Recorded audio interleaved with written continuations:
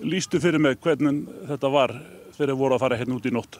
Við bara fylgdumst að vorum að fara út hérna klukkan 2 og svo tölum við saman og komin út fyrir sundið og svona 10 mínútur yfir 2 og við vorum á sömu stefnu hérna norðvestur eftir, hann var aðeins vestan við mig og svo ég að fylgjast með að var skemmtiferðaskip að koma hérna Friðþjóf Nassen og svo þegar ég kom þá sá ég á fraktæri hérna fyrir framann og hann var komið svo vestur fyrir mig þegar ég kom þá kem ég fram á, ég held fyrst að það væri gámur í sjónum því þeir eru búin að vera að skoppa á þessum skipum.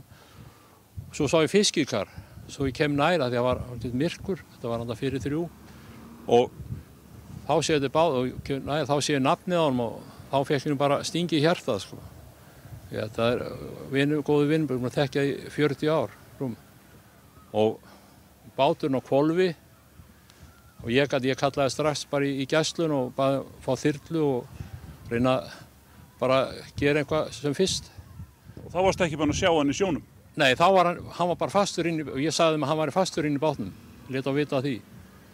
Og ég gat ekki og báturinn flaut þannig vel, hann var alveg á hvolfi en hallaði aðeins í stjór og niður á aftan og svo bara ég hérna við og þá skýtur hann upp, þá náði hann að komast í flotgal inn í bátnum og náði að brjóta sig út úr leið út og hann var svo þungur að ég var að koma með bátinn og draga hann að og svo til að ná honum upp borð tók ég hann aftan við stigann.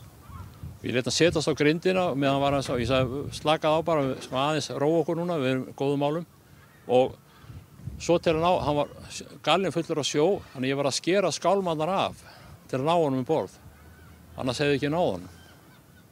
Og þá hefur hann fengið hjá þér þurr föt? Já, þurr föt og kaffi og við knúsumst hvern annan því að þetta var bara yndislegt því að, eins og ég sagði, ég fekk stingi í hjarta ég sá, svo aftur kom gleði í hjarta þegar ég var búinn að ná honum borð.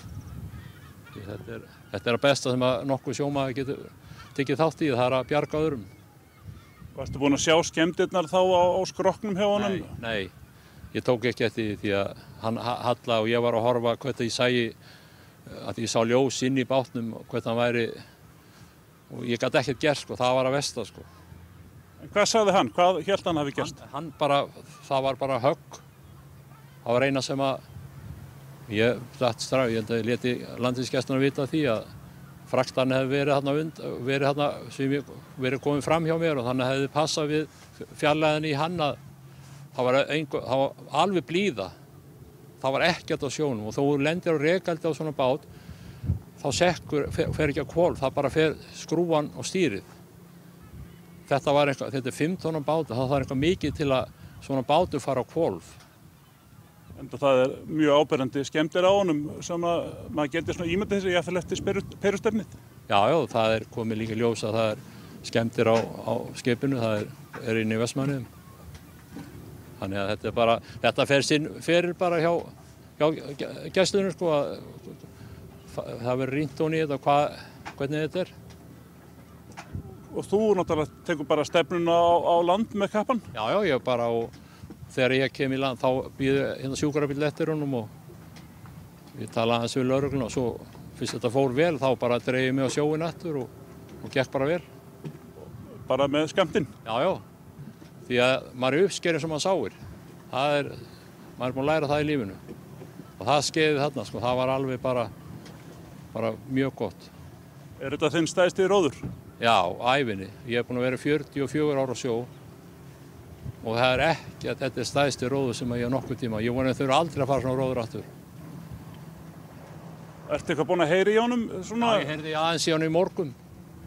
Hann var bara nokkuð brattur sko. Hann var náttúrulega kaldur þegar hann var bara svona nokkuð brattur eftir þetta. Og ætlar hann aftur á sjóinn? Já, ég kannski teka með mér bara, það er sennilega öruggast, hann sé bara með mér. Hvernig er svona þessi upplifun, þú veist bara að sjá bátinn í sjónum og engan mann, hvað fer í gegnum hugan? Það er bara að því ég þekkt hann, búinn að þekkja hann lengi, þá bara eins og ég sagði, ég fekk stingi í hjartað. Og ég var að gá hvernig ég sæi eitthvað og ég gat ekkert, ég þýtti ekkert á mér að fara að reyna að gera eitthvað, ég hefði bara stend mér í hættu. og svo þegar hann kom upp, sko, þá kom gleði í hjarta, sko. Og bara, þetta bara, þannig gat ég ekkert gert, sko. En gekk þetta hratt fyrir sig hefur að ná honum? Já, það gekk mjög hratt fyrir sig og ég var komin bara hérna inn bara fljótlega, sko. Gerði bara á sparikeyslunni í land með hann. Hvar varstu staddur nákvæmlega þegar þetta var? Þetta var svona 6 mílur hérna frá norðvestur frá Sandgerði. Og þetta akkurat í, sko, það sem að skipið, það siglingaleið hérna. Þegar skipið að koma og fara, þá fara ákveðin leið hérna. Þetta akkurat þar. En eru þið að veiða á þessari slóð líka? Yfirleitt, kannski stundum, en yfirleitt það ekki oft sem hefur verið akkurat þarna. Það hefur verið annarkvæmt fyrir ofan þetta eða utan. Ég vildi svo bæta við að menn svona tali saman út á sjó. Því að eins og þetta, hefðum við ekki verið búin að tala saman, þá ekki víst þetta að fari svona vel. Við erum alltaf sko, menn hafi samband sín á milli. Við erum ekki að þverskallast einhvers staðar einn og enginn veit neitt hvað, og kannski lendir ykkur ógöngum. Það er gott að vita af næsta bát svona í færi. Já, og hafa samskipti. Það er bara lykilatriði. Er það ekki þannig hjá ykkur? Jó, það er hjá flestum, sko. Svo er alltaf einhverjir svona inn á milli. Þetta er bara eins og sanna sig í nótt, sko. Þetta er góð áminning um það að það borgar sig að vera í bandi? Það er engin spurning.